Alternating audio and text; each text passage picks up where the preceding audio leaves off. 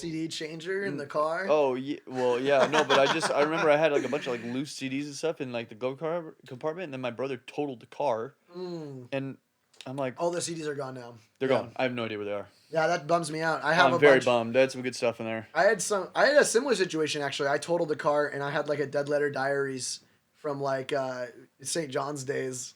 What? Like the Dead Letter Diaries CD was in there, and St. John's it days couldn't come out. Yeah, dude, I was such a big Brandon Ronsky fan from like when I was in middle school.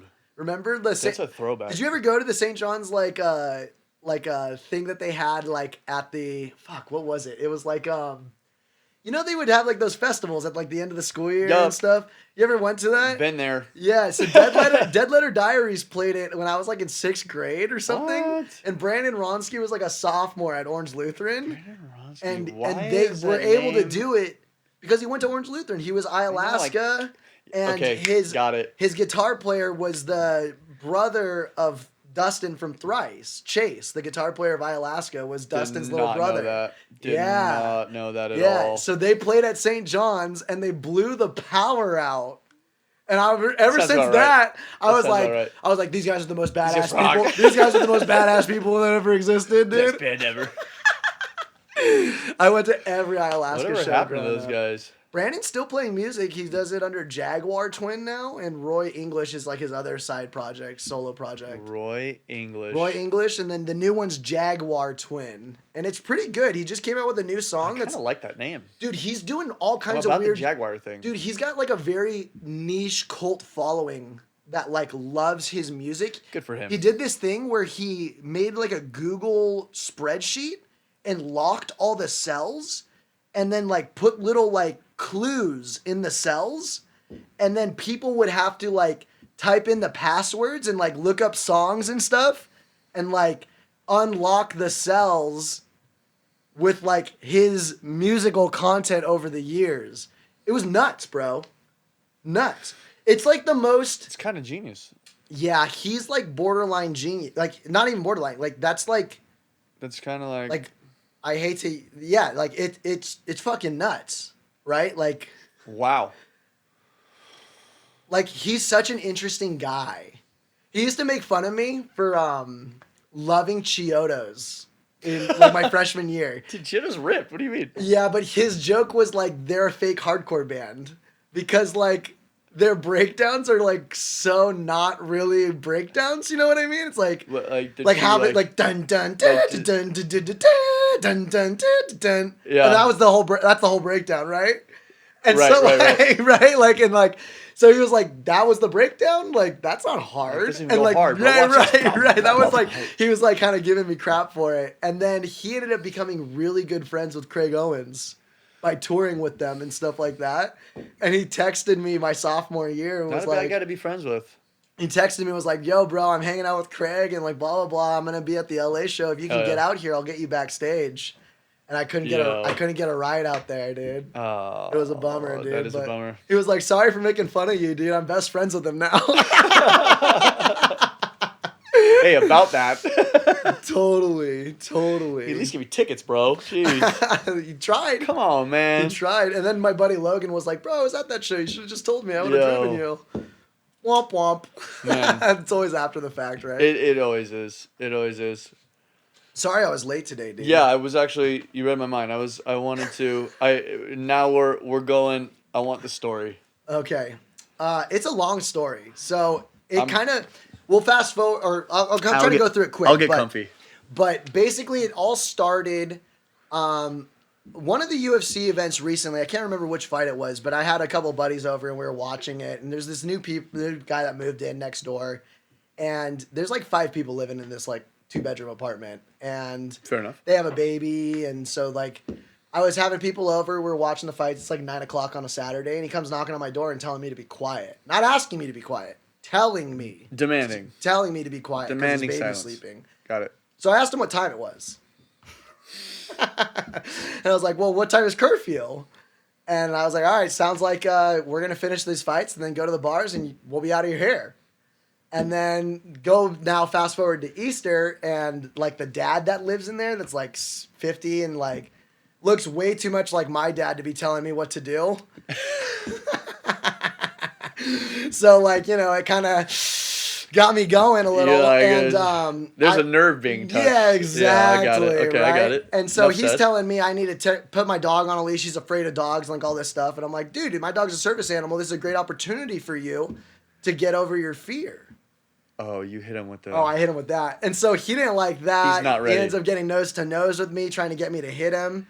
And it's Easter Sunday, and I don't feel like going to jail. So I just decided to go inside and put my dog Not really inside. the day you want to go to jail on. Right, and leave. So I ended up getting a note from the office saying that I need to keep my dog on a leash and like all this stuff, blah, blah, blah, blah. Okay. And I've lived there. I saw Instagram stories about this. Okay. Yes, okay. and I've lived there for 5 years. All the other neighbors love my dog, and like it's like a kind of cool community. It's like less than like 20 units. You know what I mean? So like everybody's really kind of cool with each other over time. Me living there. Right. And today, so basically, oh no, last weekend I come outside. Lo and behold, they have a pug. So they have a dog. And he's telling me he's afraid of dogs, right? Well, it's a pug. It's like, no, he's afraid of pit bulls is really what he's afraid of, right? It's a pug. And their dog's not on a leash. So I just laughed when I came outside and I was like, isn't that amazing, you guys? Like the lack of awareness you guys have is it's insane to me. That's tough. The son, whose baby it is, ends up screaming at me with his baby in his arms, telling me I can't talk to them, blah, blah, blah, blah, blah, and like telling me to do something. And I'm like, yo, bro, like you're hiding behind a baby trying to start a fight. Like that's the least alpha move I've ever seen in my entire life, dude.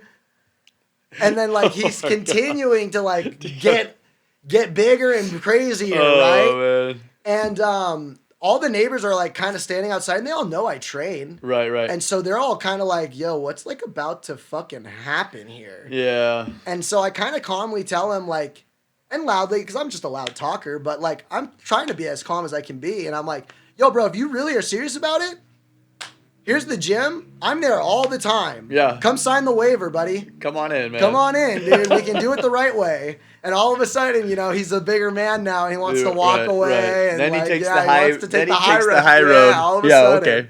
Okay. Okay, buddy. So today, there's literally, I go outside, every car is gone. Nobody's there. It's 10 o'clock on a weekday, okay. right? And so I'm like, great opportunity. I'm just going to play fetch with my dog. Like, sure. Nobody's here like I used to. He hasn't been able to play fetch for almost 2 weeks. He's getting anxious. I'm trying to play with him in the apartment and stuff, but it's just it's not good enough. You know how dogs are, dude. 100%. And like, I see her car pull in. She immediately pulls out her phone and starts filming me. And so I just go, you are literally the most miserable people dude. I have ever met in my entire life. Is her name Karen? No, they're not white. But, so she's like, they're doing their thing. They're sowing their seeds, trying to tell everybody in the neighborhood. Anyways, so I end up telling them, the office, these people are like basically stalking me at this point. And I just got an email from the office, and they're like, if you guys can't resolve it amongst yourselves, we're going to have to evict both of you, blah, blah, blah, blah, like all this shit. Oh, dude. no, dude. And I'm just That's like, dude, the worst. this is so crazy. The fact that I've lived here for 5 years, these psychopaths moved next door, and now my life is a topsy-turvy. Oh, my God, dude. I know this energy. I know this energy because our neighbor at pub is like this. So I just have the most vivid visual. No face, but I know what you're dealing with because it's just, there's these people that...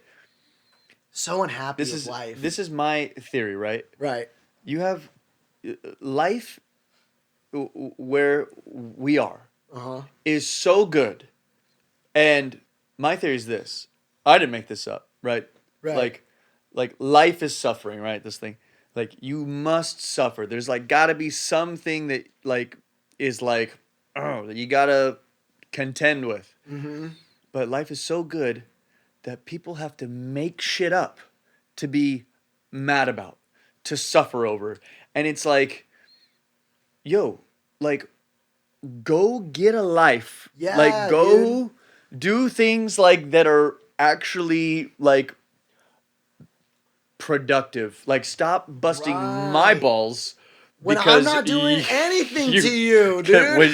Just because you feel like you're miserable. You're. It's crazy. Our next door neighbor to the pub. Her name is Karen. Legit. I wish I was kidding. Which one is it? The one on the right? I or the wish left? I was joking. It's the empty building to the right. I thought that was a jewelry store. Is it not? No. Okay. Well, technically, that's 2 doors over.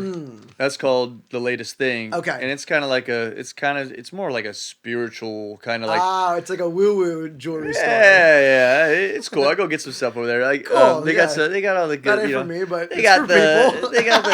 they got the crystals. They got the candles. They got all the good stuff. So that's 2 doors over. They're an actual functioning business with things to do, so they don't bother anybody. Right, because they got things that they're doing. They're not. I think it's boredom too. This is the story of Karen. I'll fill you in on the Karen. The tale of Karen. And you'll understand that I understand what you're going through. Okay. Next door neighbor for the longest time, the owner of the property is this old lady, dude, 90 plus. Right. Like decrepit. Yeah. I never really even met her. And then there was a business, like a fly shopping business. His name is Frank. Frank still comes into the pub to this day. I have the guy's drink memorized. Literally, it's weird. It's weird how that happens. But anyway, long story short, Karen was like power of attorney for this old lady. Like, okay. Like family. Somehow she was related. So she feels really strong. Well, no. What happened is basically like manipulated the ownership of the property like to her once the old lady passed. With, so like, she power of basically attorney. Right, yeah, exactly. yeah. So she basically just like steals his property, and it actually, from what I hear, it happened actually before the lady even passed. Yeah. So like generally, as those things have to be done. She right. So when she does pass, she basically hijacks this property from the family, right? Kicks Frank out. So kicks out the business tenant, right? Because they're gonna do whatever whatever her plans are. Whatever her plan was. They get busted for asbestos, right? And like all this crazy. So like nothing. Yeah, like, because an old lady owned the property for how long and really just wasn't keeping up with it. Since the 50s, yeah, like just it's wasn't been, keeping up it's with it ancient. anymore. So it's not like shocking. But now here's the problem. Is that it's been empty. They haven't done anything with it. Yeah, and she can't do anything until she we fixes learn that she had also like inherited money. So this lady is sitting on millions of dollars and just refuses to fix the old the lady property. you own property on Newport Yeah, Boulevard. you're okay. You're more than okay. Yeah, you're got more than any okay. sort of property in this area. More than okay. You're okay. So this Karen sitting on millions of dollars. So there's no real hunger to like go fucking do anything productive. This bitch she's is cool. She's comfy. Satiated. She's just so she's satiated. Comfy. Very content. And so this is the energy of Karen. She had 3 cameras installed on the side of her building. All facing you. All to face the pub. Now, COVID happens. That's against the law, is it not? There's got to be something. That's gotta be something. Well, you know what? We're just busy doing. No, but I think if things. you prove, like I think busy, if you prove like every camera is directing towards literally like not their own dude, business, that's this something. lady's yeah. come over and like harassed my parents like for just about nothing.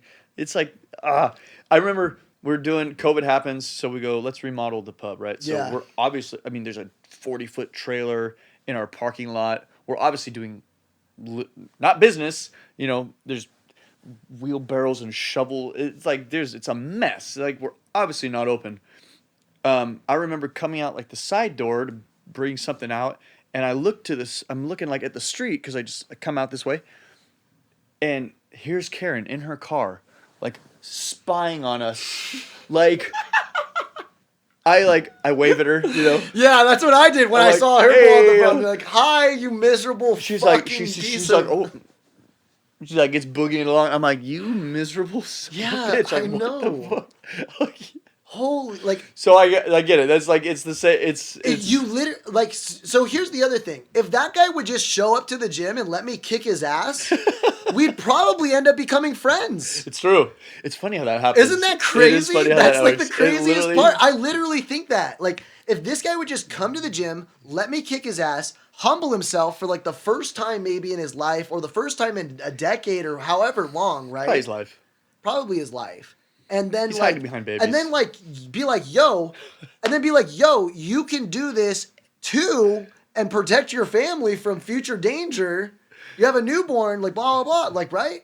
You probably end up becoming friends. You're like saving this guy from his own misery. Dude, and you know what's crazy is I look at him and I remember how bad things got when I lived at my apartment with my ex. Like, I have a hole in my bathroom from just the fucking sheer psychosis I was going through, right? And, like, I think about what he's going through probably, and I'm sure it's a lot of the same shit. Like, I kind of feel bad. Like, I kind of look at him and I'm like, bro, you're kind of where I was like 3-4 years ago before I started training again. Yeah. Like, you remind me so much of myself, but like you say that to someone, that really pisses them off even more. No, you're already touching nerves, dude. You're already in the sweet spot, man. The whole thing is sensitive. The whole thing has become sensitive, you know? It's a shame. I'm telling you, there's something to it. This guy needs. He needs an outlet. He lives in a house. He lives in a house with like 4 people, including his baby, and like I'm sure he just works and goes home, maybe drinks at like a bar with his friends or something. Like, right? It's just like, and that's what so many people. Like, I was in the same cycle. Like, we all get caught up in that consumer grinder weird mentality. Like, good word.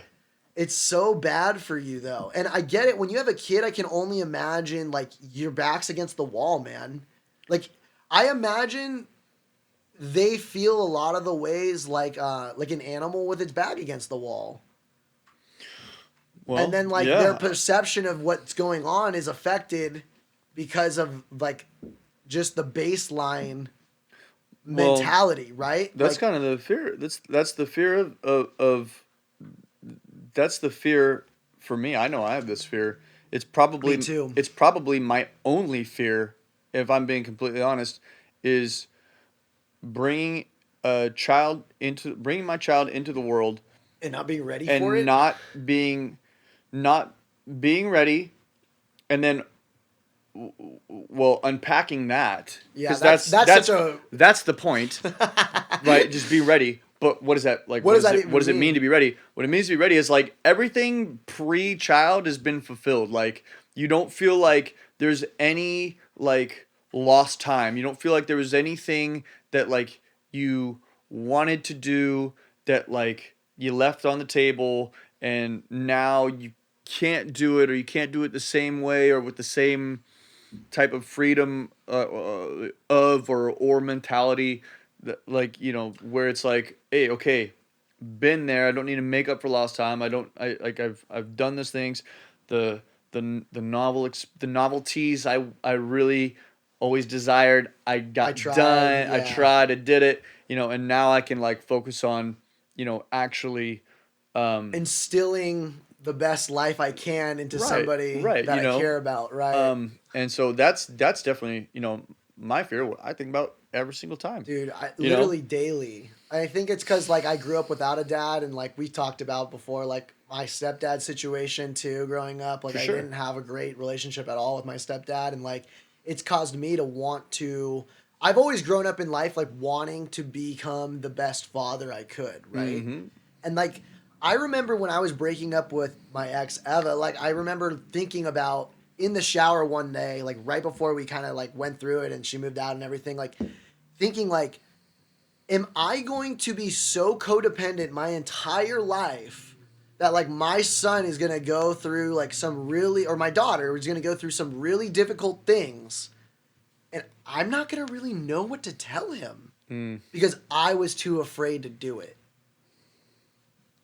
And like that was like a very eye-opening conversation with myself. Yeah.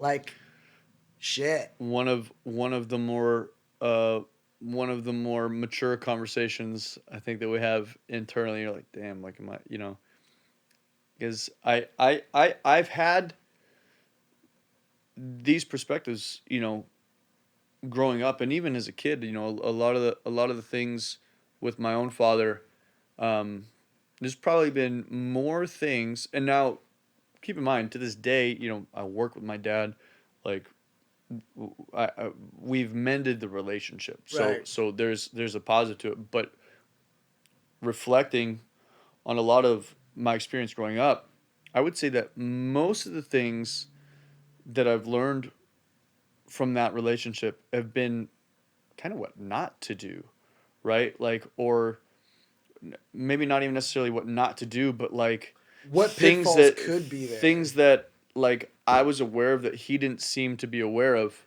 you know. And Yeah. it's like, and even though before I was even like articulate enough to um to to express that or even like explain it to myself internally, you know, and then eventually get it out to be able to like, you know, wrestle with it and see what it is, you know. Yeah.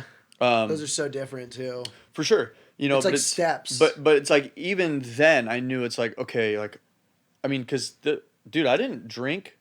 I mean, I had my first beer like grad night, you know, so I didn't drink Okay. all through high school, and it was like grad night with my buddy Willie, Yeah, Willie yeah. Shaw, and a bunch of like I did it New Year's that year. Neil was there, you know. It was like that was the first beer I ever had because growing up in high school when everyone's like going to party and Yeah. drink and stuff like that, You I were was more like, focused. dude, well, not even. Oh. No, it wasn't even that. Because I wasn't. I was just playing WoW and like I was bullshit. I was playing WoW, doing my thing. Gotcha. You know, but it was, you know, my dad was a really heavy drinker, so it was always like, okay, I'm not drinking like that because that always, his drinking always was always it I was was afraid of very much the same thing. it was a yeah. terror for him. It was it terrorized me, right? His Mm-hmm. drunken state terrorized me, right? And so it was like two things. This is like the you know, this is the uh I forgot who was, some filmmaker was talking about the story of, you know, the hero and the villain, right? Mm-hmm. And when I heard that, it all like clicked because it was like, what's the difference between a hero and a villain? And that's a good question because that's a question that not a lot of people will ask, Right. or even think to ask. Right. What's the difference? Well, both have terrible things happen to them, right? Now the difference is that the villain has something bad happen to him and goes, I'm going to make sure this happens to everyone. everybody else, right? And they internalize and manifest that trauma. Whereas the hero receives trauma and goes, and I don't know what I'm quoting because it is what it is. Yeah. The hero gets traumatized and goes, I'm going to make sure this doesn't Never happen happens to again, right. anybody else ever again. Or And, as little amount of people as possible at the very least. and there was always kind of that like, you know, heroic element like within my persona where I was like, I'm definitely I'm not doing this because even though there's not even words that I have for this, Right. I already know like this is a no-go, Mm-hmm. and that I'm not going to follow that pattern. Right. And that's why, and you know, even to this day now, like because of that foundation, this is actually why I like I kind of enjoy being at the bar, and it's like it's a healthy thing, and I have eye-opening. I have a healthy relationship like with drinking, Mm-hmm. right? Because it was always something that like anytime, and I don't drink a lot anymore. It's like, but every time I do, it's always an enjoyable experience because I never let it become That. like what terrorized me, right? And I made sure that and I still do to this day, like I make sure that I'm using the alcohol, right? The alcohol's not using me, Right. only because of my experience. And so, yeah, that's like, It's interesting that you say that. Like, I have a much easier time doing that with alcohol than I do with like marijuana, for instance. what do you mean? Like, I don't know. Like, for some reason, like I'm not very into drinking, but like I have a very difficult time psychologically, like not smoking every day. So you Yeah. feel like you need to every day. I don't like the word need to. I feel like I want to and I Sure. have the ability to, and there's no reason not to. Right. And then I wonder, is that just like what addicts do to like justify their behavior?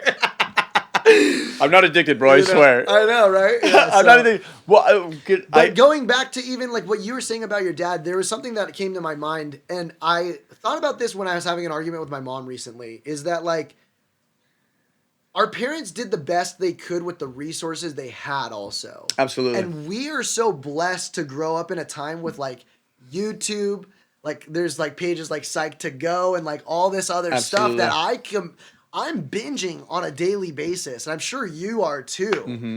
And it's like it causes so much more awareness to all of this stuff. Like mental health awareness is not even close to what it is today in 1985. Yep. Not even close. It's non-existent, right? It's non-existent because you have a mentality that's I mean think about it. I mean, you're talking about you're raised by parents from a post Great Depression, post World War II era, and it's like survival, and it's like this. It's just this mentality. It's like you see it in in that generation, in those two generations, really, where it's just there's no time to think about the implications. You have to do work hard, and and if you're not working hard, if you're not doing, you're a worthless piece of shit. You're gonna die is how they feel like. I mean, literally, you know. I mean, and it's like, you know, in some regard, you know, it's like thank God for those people, because nothing would ever get done. But then it's like, you know, as being part of a generation that's born into like the most prosperous time that's ever existed in human history. It's like, well, what's interesting, what the weed does is it makes you relax, calm down, go, well, what needs to be done? Introspecting. Like, what really needs to be done? You know, like, I get you want to do things, but like, what needs to be done? And this conversation can really go into the woo-woo weeds. It does. And we won't go there yet. But it does, though. It's like, you know, this is really like, okay. And there's a balance this to is that something woo-woo stuff, too. well, and this is like what I was telling people throughout the whole COVID thing. I'm like, you really just sit down. And everyone goes, oh, this and mask. It's like, yo, wait. Sit your ass down and really ask yourself, like, you think you're helping, like, are you helping? Like, does your action need to take place for this thing to get better, right? And it's like, it's kind of like you can reframe They're like that. Scratching the itch, dude. Like they have like this itch that they need to do something, and then that's the easy way to feel like they did something. And that's the thing, is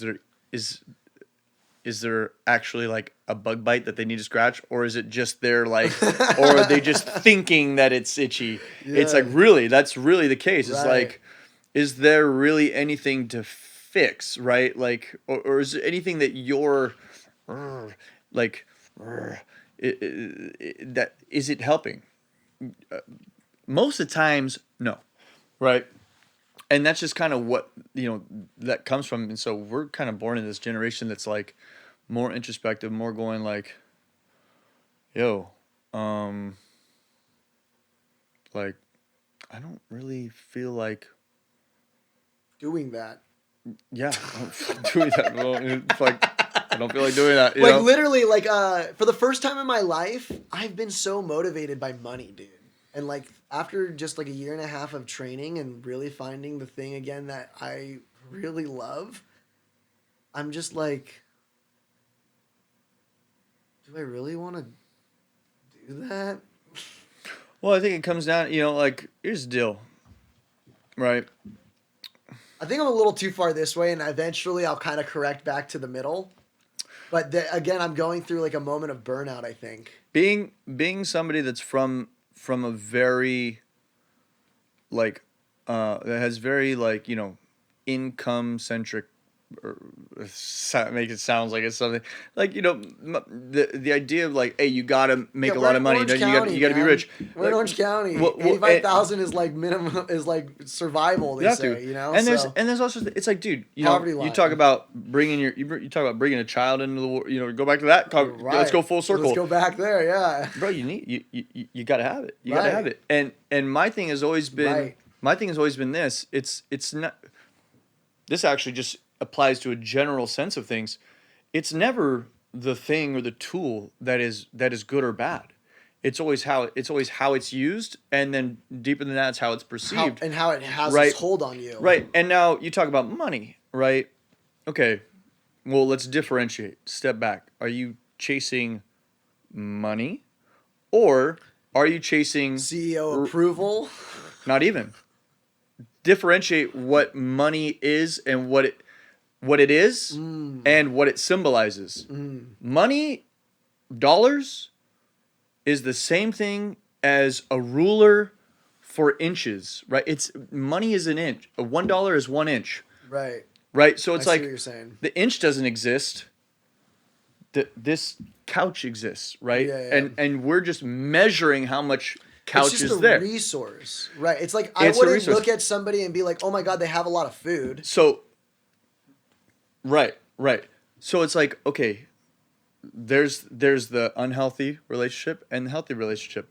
Is my income resource based? Like, is this for resources and for my own resourcefulness and for my ability Right. to like build the kingdom that I want? Because Right. that's not a pile of cash. Or is it for like flexing and like But see, artificial success? But this is where everything in my mind has lowercase capital. There's a I see what you're saying. There's the like capital I- lowercase s success and a capital case s success. the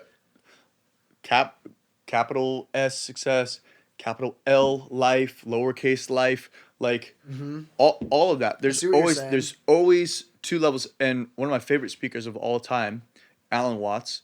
A lot of people probably know who he is by now, but he would say that he says that the enlightened man lives on two levels at once, and that absolutely blew my mind up. Yeah. And It's both. and you have to see it as both. It's always both. You have to see it as both, but then you also have to differentiate like what the utilization is. Yeah, it's a different nuanced balancing scale for each thing, right? When it comes down to service and utilization, what is the Okay. lowercase version of this thing doing to serve the uppercase application to your actual and the utilization. your I actual see what you're experience, saying. right? So how Okay. is money? Uh-huh. Nothing wrong with making a lot of money. You Right. should. I Right. plan on making a lot. Yeah, we all do. Everybody does, and if you're not, I don't know. what are you doing? Kind of cringe. Like, what are you doing? Like, Yeah, I you know, live I in hear you what live you in mean. 2022, bro. You better have some cash, I- and you better have some crypto. You better be doing your thing. Yeah, it's just you like better be doing your thing. But Right. is it for the sake of that? Now you're kind of getting into Yeah. That's where the hamster wheel. I see what starts. you're saying, and it gets weird in mortgage industries particular, right? Because then you get into management, and then your CEO's telling you have to get this certain car and wear the certain suit and all this stuff to impress the guys, and then like I just didn't do it, and then I got like yelled at daily. Well, you're weird, right? You know? You're weird because you're not. Well, you're not dependable anymore. You're not living the you're not, the You're millionaire. not one of us. You're not living the millionaire mindset, bro. Basically, it's a boy. Like I've found out that most sales companies are boys clubs, and you can be a part of the club, or you cannot be a part of the club. And like the people that make money are the people who are a part of the club.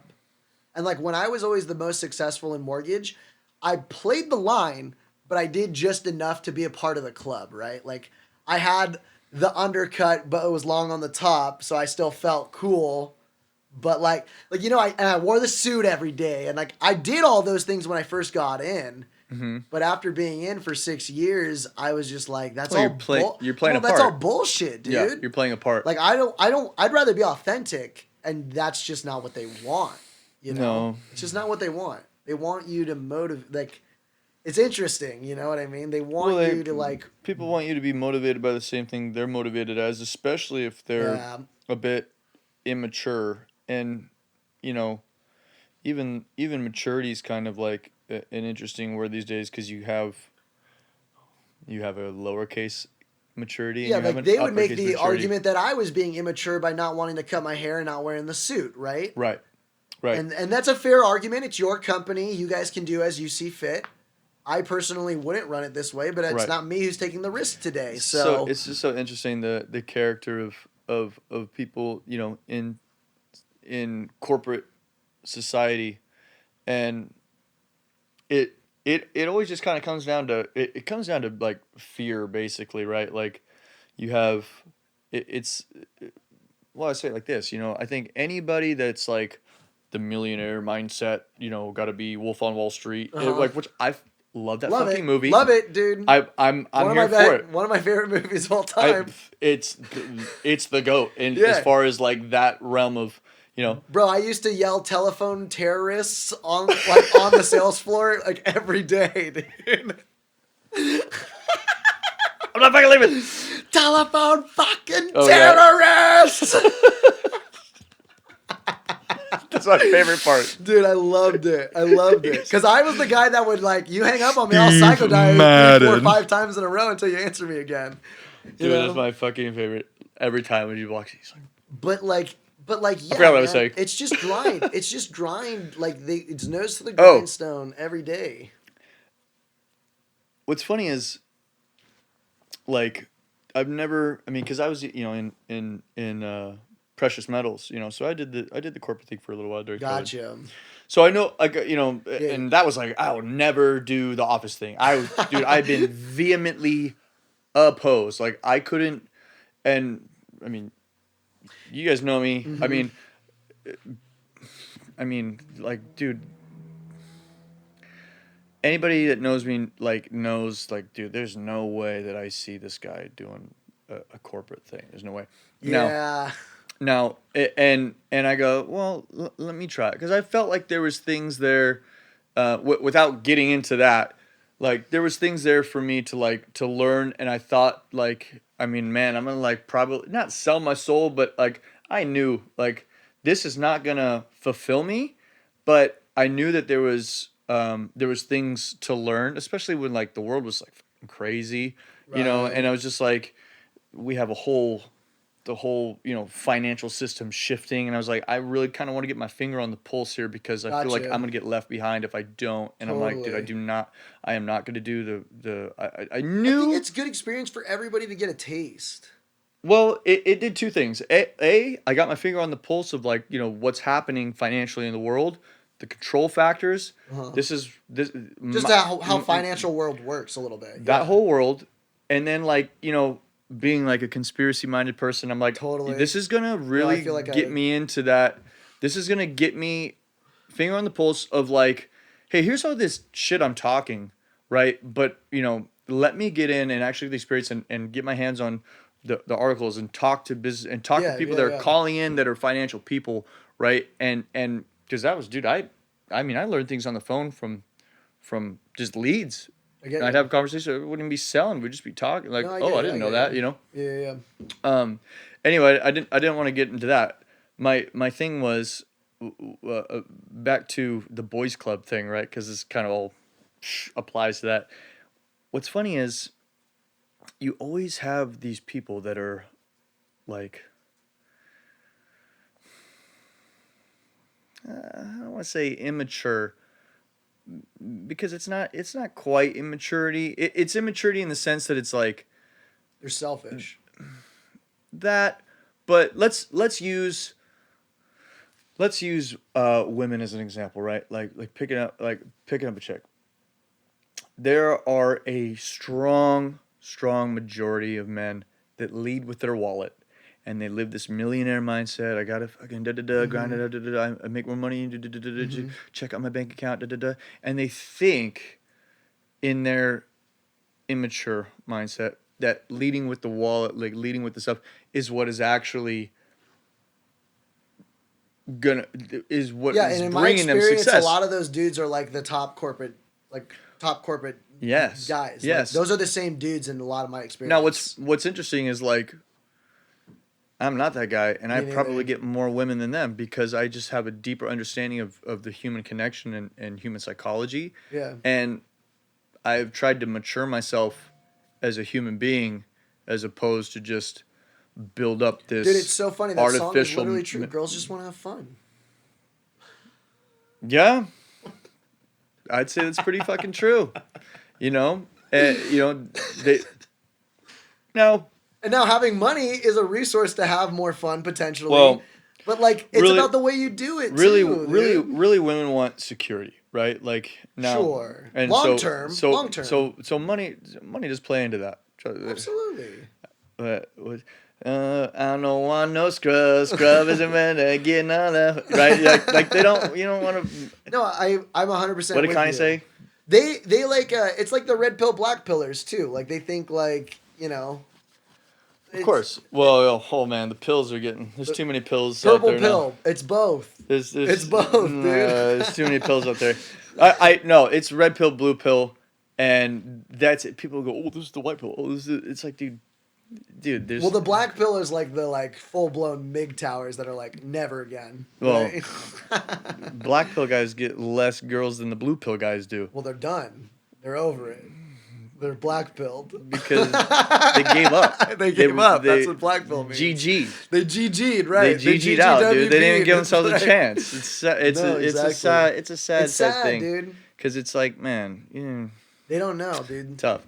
But yeah, it's like, this is my favorite conversation. Is like the attraction thing, the what makes people and obviously from like a sexual sense, but also from just what brings people together. Like a connection. Period. Yeah, even outside of like a sexual thing or a relationship thing, like just what is the psychology of like like what makes people connect, what makes people get together, what makes people want to do things together.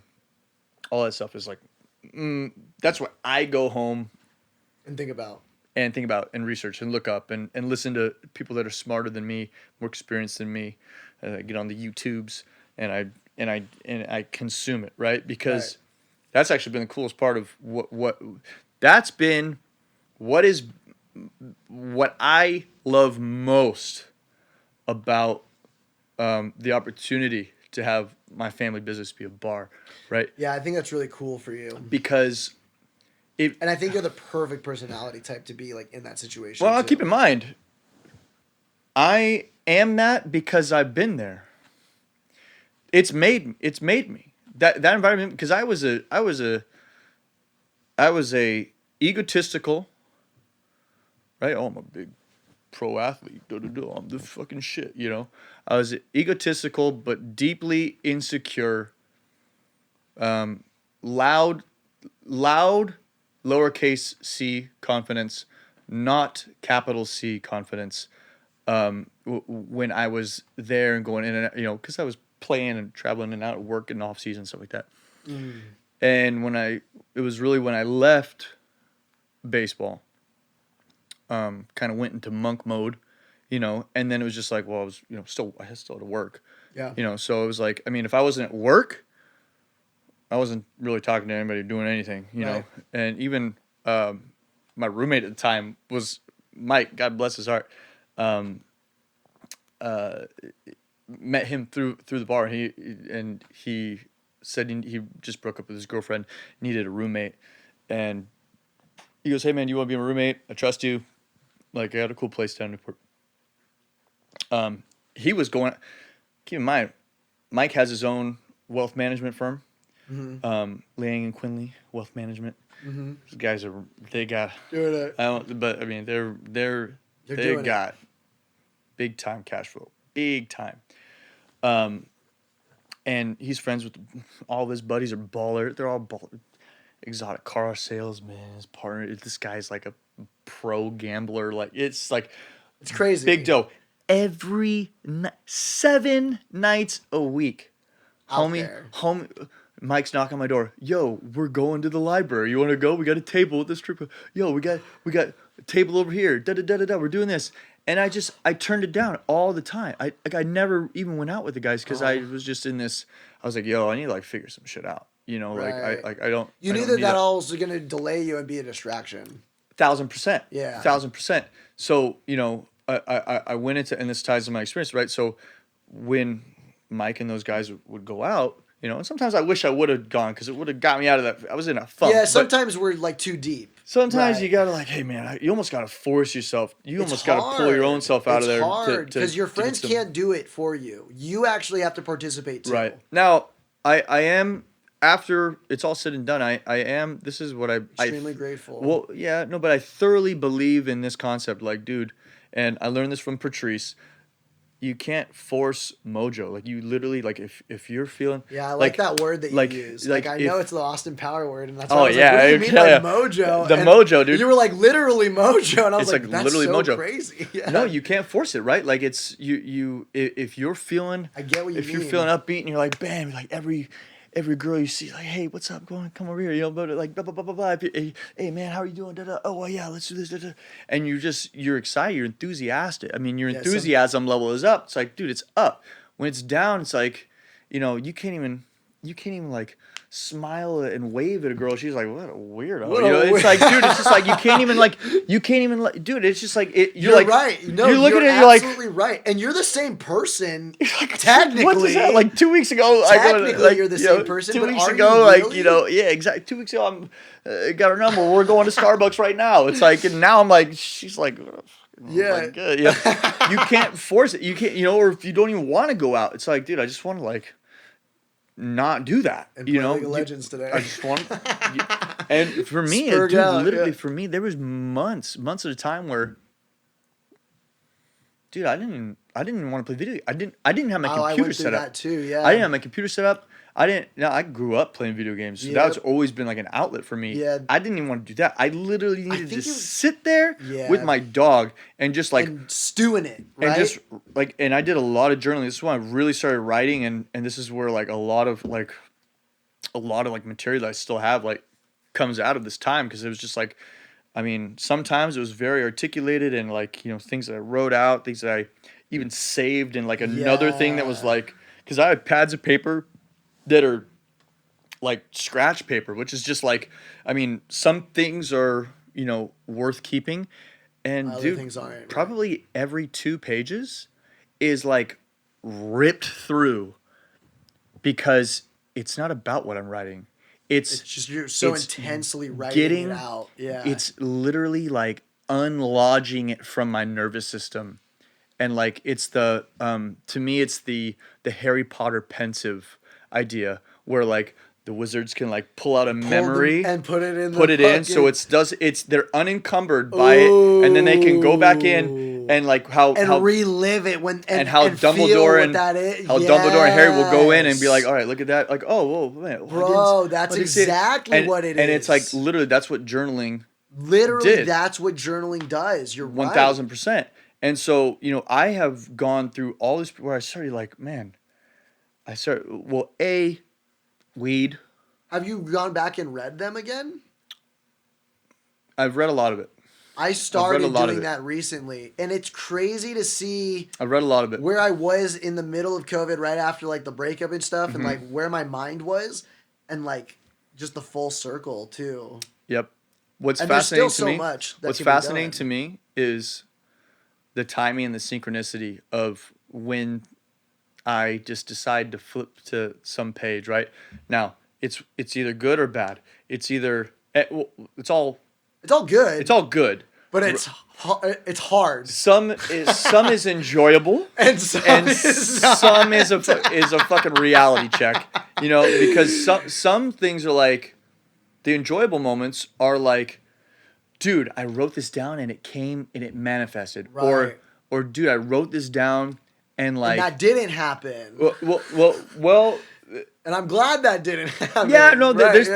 there's that like, it's like, whoa, I look at what I was, look Caught at what up I with? wanted to become. Okay. Right, because that's what you're like. This is Yeah, that's hey, what I'm you're writing trying. this because I'm trying to like heal this, get rid of this, and then become something new. You're always trying to expand and grow. This is why we Yeah. write, right? This is why we put our thoughts down. And it's like, I'm trying to get here. It's like, whoa, I'm living today easily what I was working on here. And hoping for. Yeah. And that's a very enjoyable moment. Yeah. The unenjoyable moment, the hard moments, is when it's like, yo, I've been talking about this same fucking point for 3 years and I'm still journaling about this today. Like, I still haven't done this thing. I still haven't made this come true. Maybe it's just not time yet. But oftentimes it's because I have not been taking action on this thing. And that's a hard moment. That's a very humbling moment to be like, damn, bro, it's been 3 years. I still haven't written that book. I still haven't, like, made that song. I still haven't, like, ABC. Right, healed that relationship, whatever it is. Whatever the case may be, you're like, oh, dude, the wheels are still spinning on this thing, and that's not enjoyable. And clearly, it was important to you. Otherwise, you wouldn't have written it down. You wrote it down. It's so funny. That's what journaling does. Is it tells you, it gives you a picture of what success is, capital S success, by your own fucking definition of it too. Yep. And then you can't argue with yourself anymore about like what successful is. Like, it's so interesting, right? Because then, like you're saying, that's the painful part. You know you're not living to your full capacity anymore. Because you're like, why am I not doing the things that I know I should be doing by my own definition of what success would look like? It's literally right here. I'm the one who wrote it. Literally, I just did it, right? It's right there. I wanted to, and sometimes it's like, you know, you're like, sometimes it's just stuff you're like, oh, I at that time I guess I thought that would have been cool, you know. But in the grand scheme of life, like, was it really the thing that was the most important for me? You wrote that thing one time because you like saw it's like, but then there's like the thing you go through, you flip it, and it's like, I've been talking about doing that. I've been talking about doing this. I've been talking about being this person in this situation, right? Because that was my thing, was like, something's holding me back from the type of man that I am. Something's not allowing me to be that. Something's in the way. I'm bottlenecking the spirit, right? I'm bottlenecking like myself. I'm bottlenecking the energy that would animate me doing it, because I think about it that way, right? Yeah, that's how I think about it too. You know, this goes into the that's another woo-woo weeds conversation of like, you have body, mind, spirit, the three connected, the three are connected, right? It's like, okay, my mind is blocking this thing, and now I have to write this down, get it out of my mind into physical reality, look at it, so that my body can execute and on then it, contemplate like why this is being bottlenecked the way it is, because something on the other side of my mind is trying to get through. I'm not allowing it to get through. My body isn't acting it out, and therefore it's like this it's like feedback. It's like this ever-growing feedback from it's hard to think, because all it is it's just a torturous buzzing. It's a literal block, like a bottleneck, like you said. This is why, and these bottlenecks, bro, are why people medicate. They numb themselves because they're not addicted to the substance itself. They are literally numbing themselves so they don't experience the feedback that's happening, because their mind is contorted in some way. It's not allowing them to animate themselves the way that they know in their soul they need to be animating themselves. They need to be behaving, right? And is the weed back to the full circle with the weed? Of course, exactly. and there's tools to help do. There's tools to help do it. And this is shrooms and weed are these mind open. It's the reason they're illegal. I feel like for me, it's a they little make you think about it too, though. At times, it can be. There's a line, right? You can smoke so much that you've gone past that point too. It's a tool. I've done that. It's a tool, and that's why I put smoking on the back burner, because I go, whoa, this isn't serving me anymore. My voice isn't getting better. Yeah. I can't record and sing the way I want to. It gets hot. So like, I'm never going to accomplish the things I want to accomplish. I'm never going to accomplish like the artistry that I want to accomplish if I keep hindering that. and I think about that from like a martial artist perspective. For sure, too, for sure. you know? Well, and weed for me was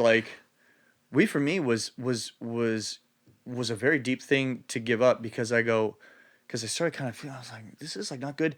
And I go, what is it? And journaling helped me figure this out. If the extroversion scale, sorry, I burp.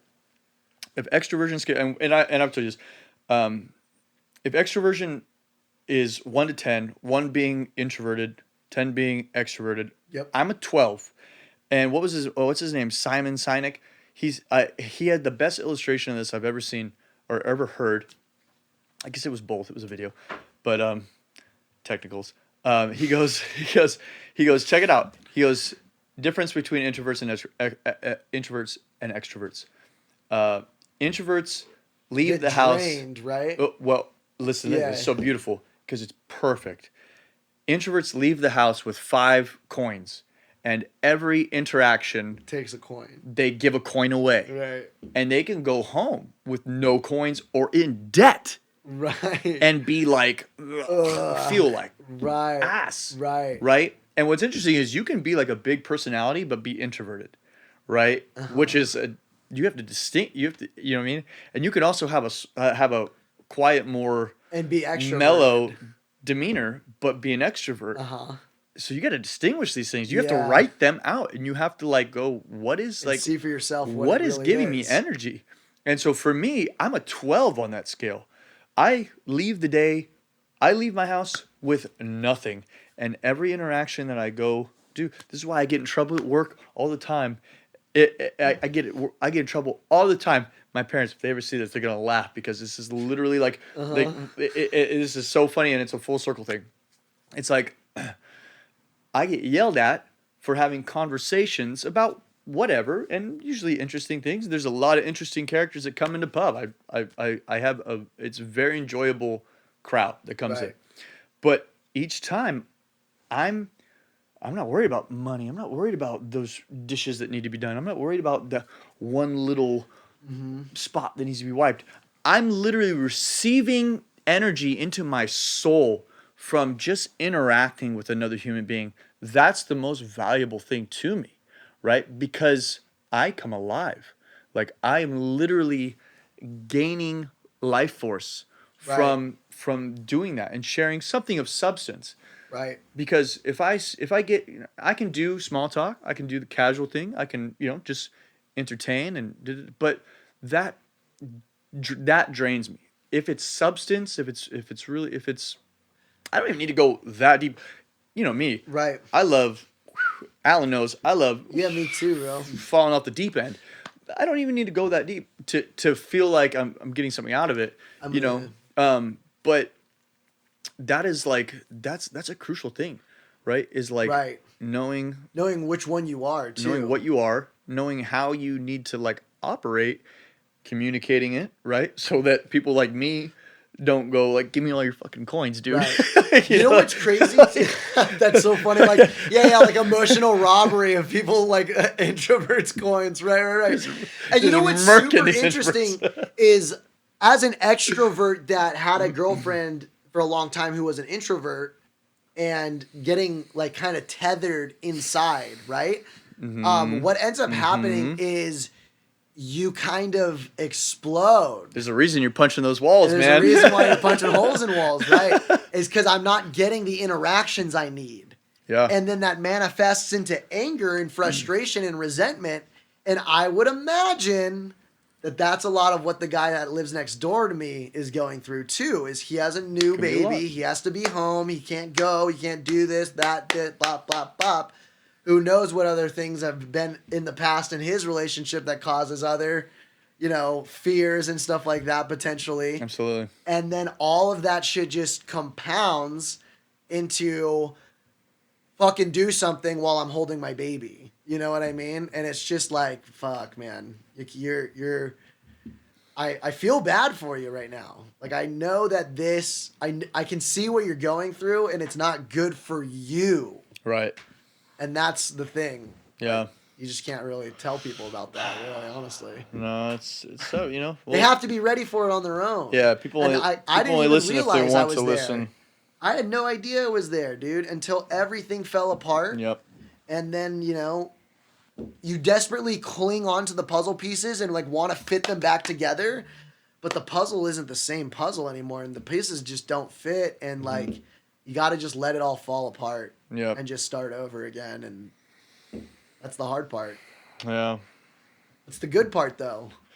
No, it is. It's true. You know, it's the part where, you know, it comes back to Mojo. All, you know, breaking that all down. It can be heavy. It can be nasty. It can be, you know, it's a scab that needs to. Hold on, I need to put my phone on airplane mode because someone is just Lighten you up. lighting me up. Okay. But yeah, it can, that's, you know, and that's the cycle of life. Hey man, life is seasonal, you know? Yeah. And you have winter and summer and everything in between, and no different in your soul, you know. It's the experience, and that's, you know, that's why it's like, you know, be grateful for it, but like don't, you know, dig into it and figure it out. You're gonna feel more fulfilled if you're really trying to figure it out, and you're going into those things because that's what you're trying to enhance your experience, right? This is what expanding yourself, right? Like, and that's hard, right? Like growing is painful, but that's what you're doing, you know. And if you're not doing that, what are you doing? This is why people get depressed. It's like, this is why that happens, is because I think there's a very fundamental difference between being happy and being fulfilled. Because Happy's fleeting. Fulfillment is a much different thing, right?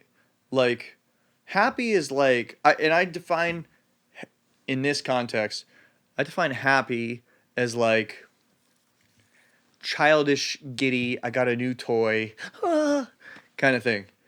And whereas fulfillment is like, I needed to confront this thing within myself, somebody else, whatever, and I did. And I know I wouldn't have 2 years ago, but now I did, and now that makes me feel like, whoa, I just opened that bottleneck a little bit more for a little bit more of my actual soul, spirit, energy to enter in. And now what have I done? I've expanded. And that's what you're always trying to do is do the thing, make the choice that's going to lead to expanding the frame at which your capital L life comes in. And you harness that with your hands and your face, your smile, your personality, all the things that are happening here, right? Your voice, exactly. Right. You know, you're embodying it, right? So yeah, man, the ups and downs, the mojo, baby. I'm telling you, can't force it. You just gotta ride it, dude. It's like the wave. So they say. Mm-hmm. Yeah, man, it's so funny too. Like, I think we just get so caught up in what we want versus what we need is part of it. Like, I know for myself, like, dude, I just go on like these like consumer brain sprees almost, you know what I mean? Of like the wish list, dude, or the things that aren't enough, or it's all of that shit, dude. Yep. And then you fall into the cycle. And that's like what happens what happens when you live in a giant mall. The United States is a giant Orange mall. County. I credit George Carlin. That he came up. He said that first. I didn't make that up. Gotcha. But I thought you meant Orange County, dude. Especially, bro. Like, this place is crazy. Well, just a Gucci bag every fucking arm you just have it. You know? Well, in Orange County, you just have a concentration of wealth, which makes it more mall-like. Tenfold, yeah, tenfold. But it's you know, but it's just a society, you know. Look at every holiday that's supposed to have like some meaning is now just It's some now like Consumer Day. Yeah, it's just so consume, buy her 50% off sale. anything. 50% off sale. Buy Christmas presents. Buy Memorial Day Urban Easter Outfitters eggs. 50% off Buy sale. your Memorial Day thing. Buy your Halloween. Buy Veterans Day. Buy some hipster gear. Urban Outfitters 50% off deal. anything. Even now, all the key terms of the social justice key terms now is like buy this, but it's like Juneteenth sale. yeah, it's like dude, it's like you can't. Oh god. Holy. And people don't even see it. They. Anyway, it is just you're a product of your environment until you realize until you're like you look up from your desk and you go, whoa, like wait a minute. It's the Matrix. Like it's literally the beginning of the Matrix. Where, like, Wake up, Neo. Neo gets the phone call and he's like crawling through the cubicles, running away from Agent Smith. He's like out on the window panel. Yeah, and he like makes him jump out of the go through the bathroom, or I forgot what he does, now. dude. Yeah, get down, roll across. So good. It's so good. Oh man, that movie is terrifyingly accurate in like the just like the conceptualization of like in like well. Or did you watch recently Rogan and that guy Trussell talking? It was the one where they had like the candles and they were wearing like fake wigs and shit. No, dude, it was so good because they were talking about the fact that if AI was sentient, would it make an announcement? No, it would just continue parasitically living off of us. While we continued working on it and improving it, right? No, it wouldn't say anything. That's what I think. It's like... So, like, is it possible... That's what the real fear is. Is it possible that we've already gotten to that point? And, like, they were making the argument that the people developing the apps are the people that are the most addicted to their phones and, like, all this stuff, right? And it's like, is this a symbiotic relationship with an organism already? I would say yes. Only from all the goofy things that... I've heard that circulate in those spheres, Well, we're certainly cyborgs at this point. Like, I've talked about that before to somebody. Almost.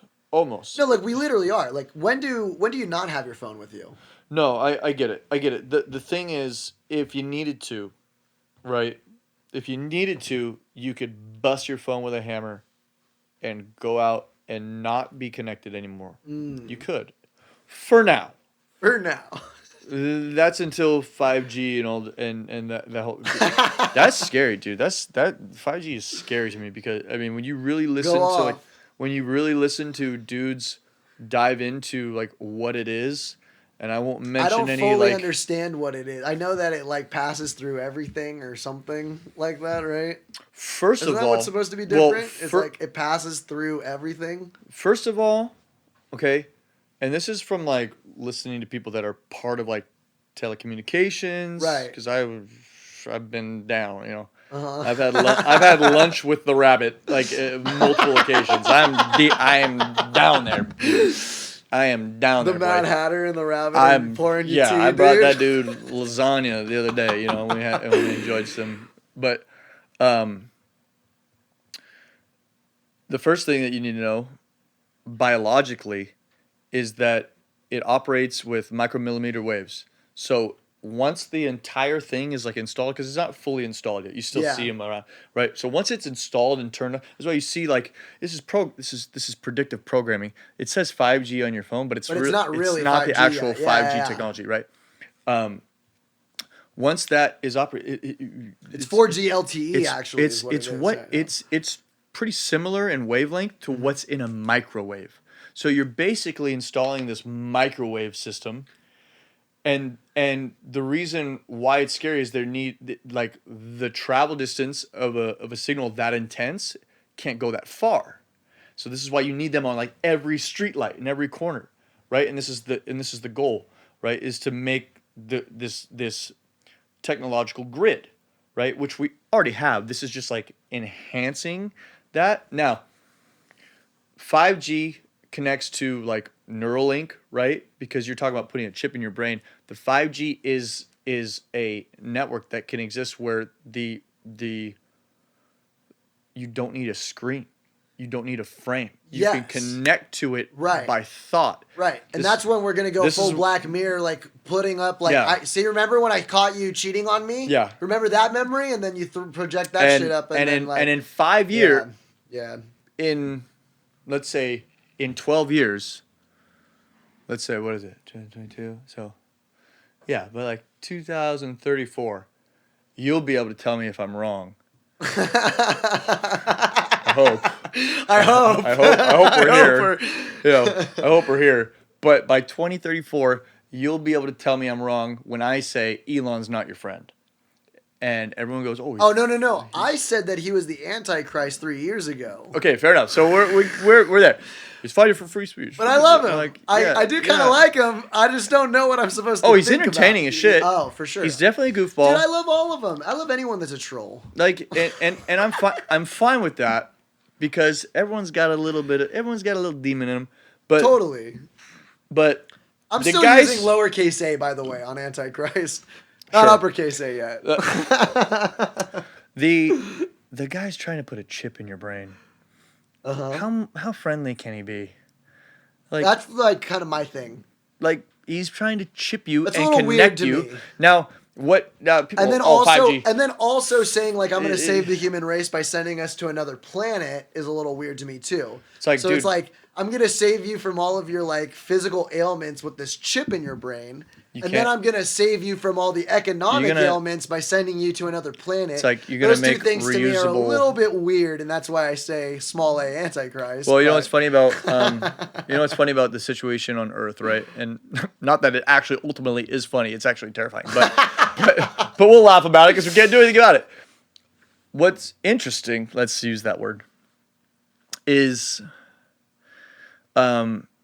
here's another George Carlin reference. He goes, everyone wants to act like, he goes, you know what the Earth has gone through over the millennia that it's been in? Different changes. Volcanoes, meteor showers, shifts of the poles, floods, worldwide fires, lightning storms that you can't even fathom the power.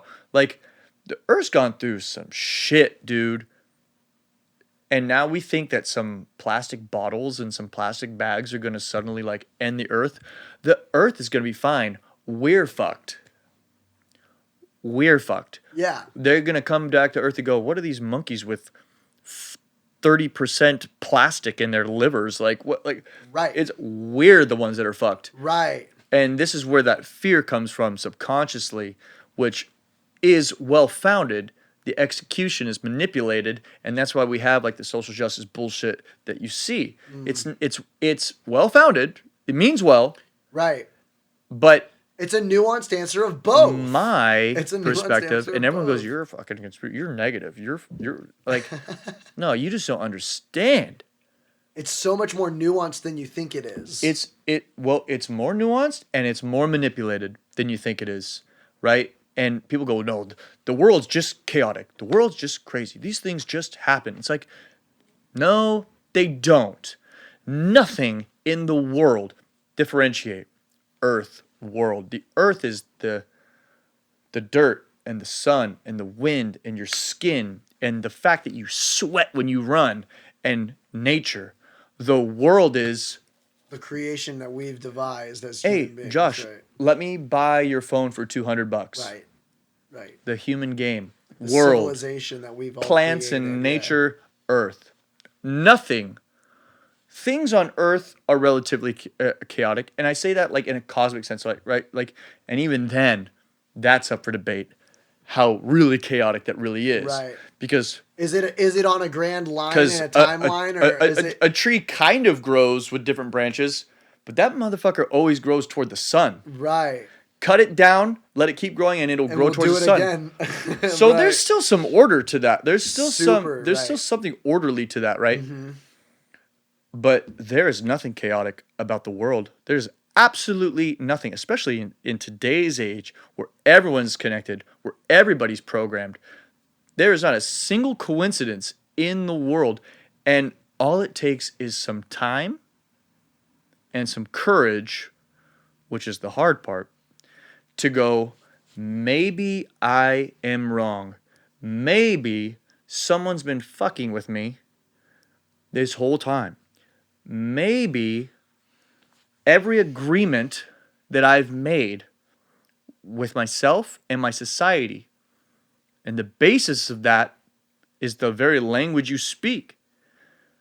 How many people have even considered that? I didn't make up my name, the language I speak, the religion I was given, anything. I woke up at 7, 8 years old. You have memories of just living, but I mean, you can go into Bruce Lipton, you can go into Greg Braden, you can go into people that talk about epigenetics, and you don't have to go into freaking crazy deep. I mean, it's well documented that you don't even have think about your memories. I have an elephant memory, and I have too, yeah. and I have like 6 memories. It's so spotty, right? It's just I have so like spotty. 6, and they're like important moments. There's like and they're there's vivid. there's either physical pain involved, where it's like etched into my Yeah. memory, or it's like something that's just emotional joy sometimes. Yeah, like overly elated to where it's like, Yeah. dude, it's just etched, right? Yeah. And I still can count on one hand And it's super random which ones they are too.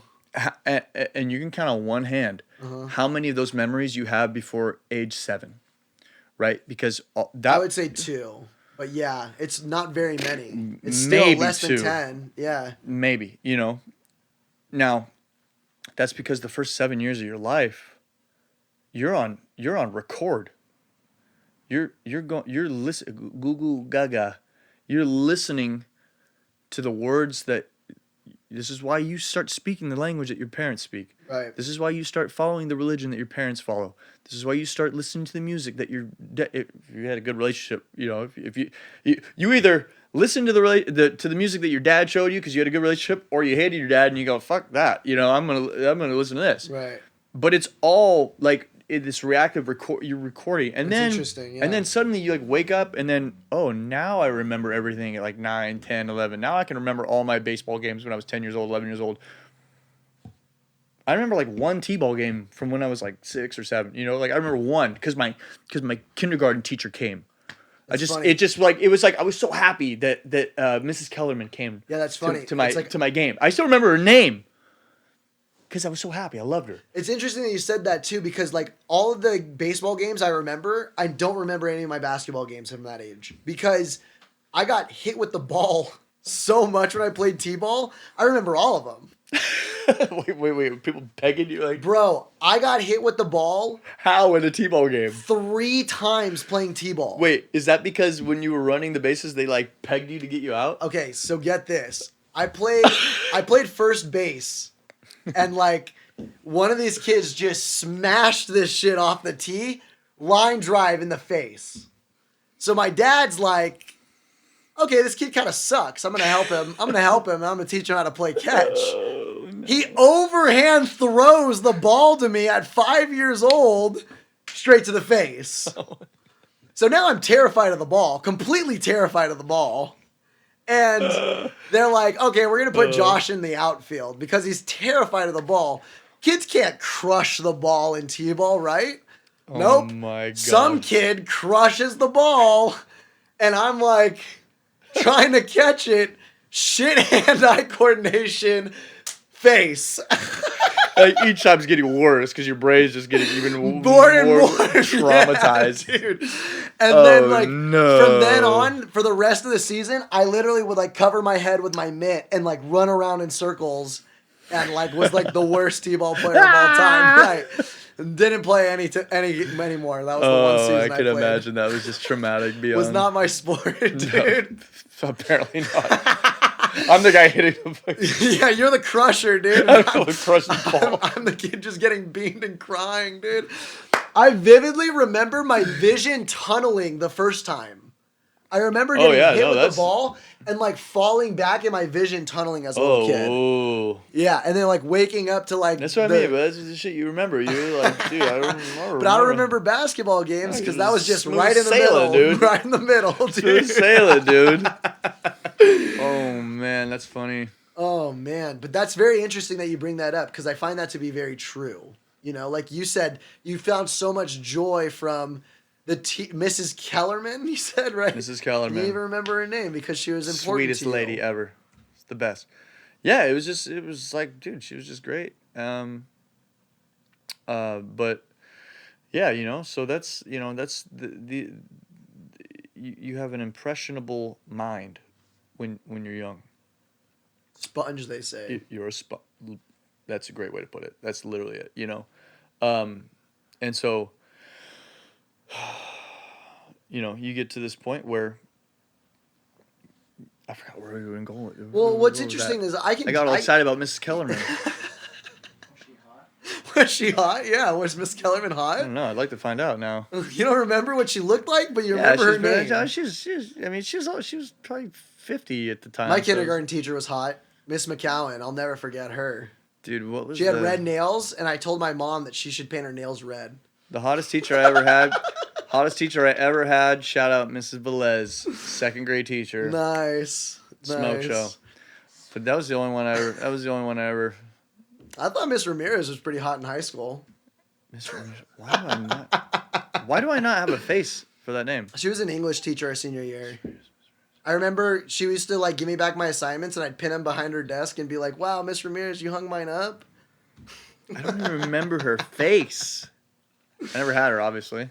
But yeah, you know, like you were saying, like I think it's interesting that like when you're a kid, you're a sponge, right? And then you're like all this potential, and like your parents and like everybody around you is kind of like feeding into that potential when you're young, right? They're like, you can be anything you want to be. Like I remember in kindergarten, there was like a thing, and it was like, what job do you want to be when you grow up? Yeah, and right. like you picked like 3 different things, and like I remember picking like policeman, fireman, astronaut. Wow. Those were mine, you know? Typical. Right. Typical AF, dude. Like, it's so typical, especially from like a private school, right? Oh, for sure. Super typical private school kindergarten boy career choices. Yep. In the 90s. When like Cops was on television too, right? God. Yeah, so that's why I wanted to be a cop, was because of bad boys, what you gonna do? Oh. I know cop starts at 4.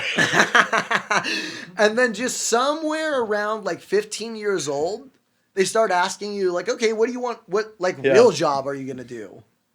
Yep. And then they make you take the career test. Oh man. And then that thing's like, you would be a good janitor. And you're like, what the fuck is this thing? Like, fuck yeah, dude. You're gonna clean people's piss off the floor. You know what, Josh? You'd be really good at just mopping up piss. Or like, you know, you'd be really good like tax consultant. And it's like, that's what I'm destined for. You're like, dude, dope. Like, oh shit. That thing was a dream killer, dude. That like awful, career dude. test that they make you take. I don't even know if I ever took that shit, dude. They made us do it when we did the SATs, I remember. Or like ACTs or like whatever you call it. Midterms? Finals and midterms? Is that what they call it? You remember we were talking about... Like 2 hours for that. Yeah. You remember we were talking about the experiences that you omit from your memory? That was one? SATs was one of those. No, that just imprinted because it was like SATs so... was one of those for me. That whole period was just like... I'll never forget it because... Like, I get how many points for writing my name? You know why I'll never forget it is because I remember Connor Bray sitting behind me because Brandstetter and Bray right next to each other, right? Yeah, that could be. And like I remember... Oh, that's dangerous. And we remember how Connor Bray was. Like he was just like the kind of kid, right? Yeah. And so like he's sitting there like what the hell is this thing, dude? Like freaking out. Like I just want to be a pro skateboarder, dude. Don't tell me I have to be a consultant for taxes, dude. And I remember looking at him and being like, I should be freaking out this much too. But I'm not for some reason. Yeah. Oh man. What was What was I saying about the where did that come? It came from 5G. There was something to tie up there. There was an end I'm trying to figure out. We're gonna need to get one of those people like in like court cases, like what do they call them, the clerks or like whatever, right? Read that back to me. Can we go back like you said can we go like 5 pages? It's like, Brandon, blah blah blah blah blah, Joshua, blah blah blah, and then starts reading back reads back the transcript, right? No, I think you were just saying like something about like the memories and it was tied to Neuralink, and like we were talking about like how like just like I think just like how naturally invasive, like this was like such an invasive invention, right, to like American culture or like human culture. Imagine what the Neuralink will do. That's a whole new game. That's a whole new ball game. You know, that's an entirely. And do the pros outweigh the cons? And that's a conversation that's not happening. Why? Because they don't want the conversation to happen. Because the answer is that the answer is that it's not beneficial. The answer is that it leads to more control, and it leads to more depression. Like we already know what this led to, right? Well, I was kind of thinking all the comparisons and everything that everyone does all the time now, and like the world is different than it was in the 90s. It's not the same world. It's not the same world. And it's just going to exacerbate the whole thing, right? It's just going to completely blow it up, and you know that's what everything's just like. I'm recalling now.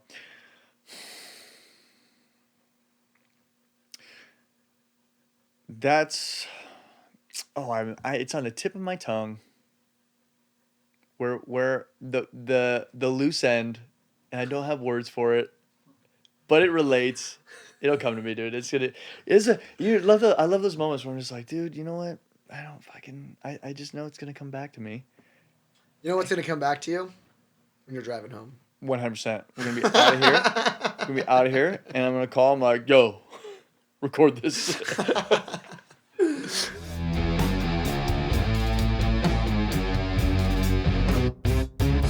Right. Don't forget to like, and then I think like the last thing would probably just be something like, don't forget to like and subscribe. Go ahead and click here if you want to see the next video. If you like this, right in the middle, because I can put it between the two of you guys.